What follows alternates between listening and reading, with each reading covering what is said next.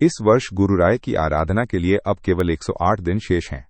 जो लोग 108 दिनों तक राय की सेवा करना चाहते हैं, उन्हें इसी महीने की 26 तारीख से राय की सेवा शुरू करनी चाहिए। ये सेवा ठीक 11 अगस्त को समाप्त होगी। तब तक आपकी सेवा 108 दिनों तक चल चुकी होगी। राय की आराधना के पर्व के दौरान आप अपनी सेवा समर्पित कर सकते हैं।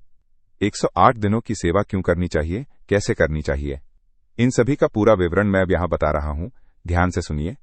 108 दिनों की सेवा यहां बताए अनुसार आप कर सकते हैं। अक्षय तृतीया के पर्व पर सेवा शुरू करें।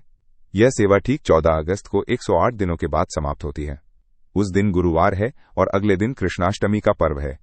अक्षय तृतीया के दिन शुरू की गई आपकी सेवा को कृष्णाष्टमी के दिन कृष्णार्पण के रूप में समर्पित करने का सौभाग्य इस वर्ष के साधकों को ही भगवान ने दिया है। हर साल ऐसा योग आएगा, ऐसा कोई नियम नहीं है, लेकिन इस बार जो अक्षय तृतीया के दिन राय की सेवा शुरू करेंगे, उनकी सेवा को साक्षात श्री कृष्ण परमात्मा कृष्णाष्टमी के दिन स्वीकार करेंगे।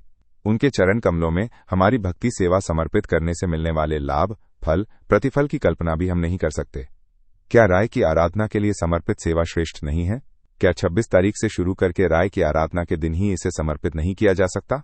ये प्रश्न यहाँ स्वाभाविक है, लेकिन राय की 3 दिवसीय आराधना में हमारी यह सेवा न हो पाने की संभावना है।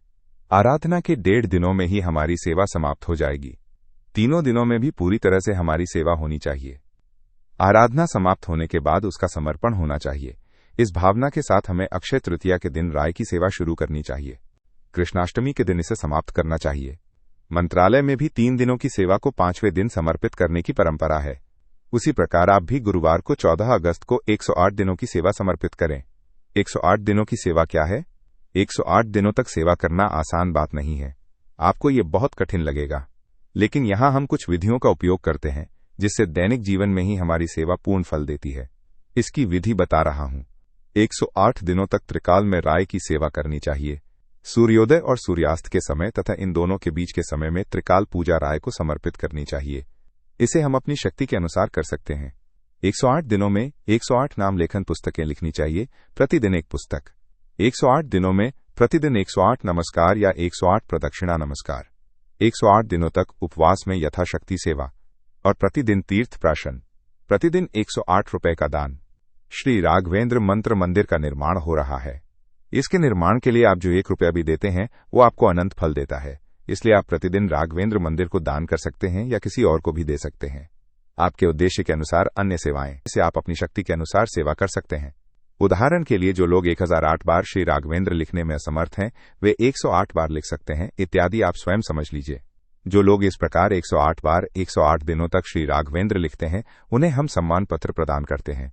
जिन लोगों ने पहले ही लिखकर समाप्त कर दिया है, उन्हें भी इस सेवा के निमित्त से फिर से उनकी इच्छानुसार सम्मान पत्र देते हैं, या सम्मान पत्र में उनकी सभी उपलब्धियों का भी उल्लेख करते हैं।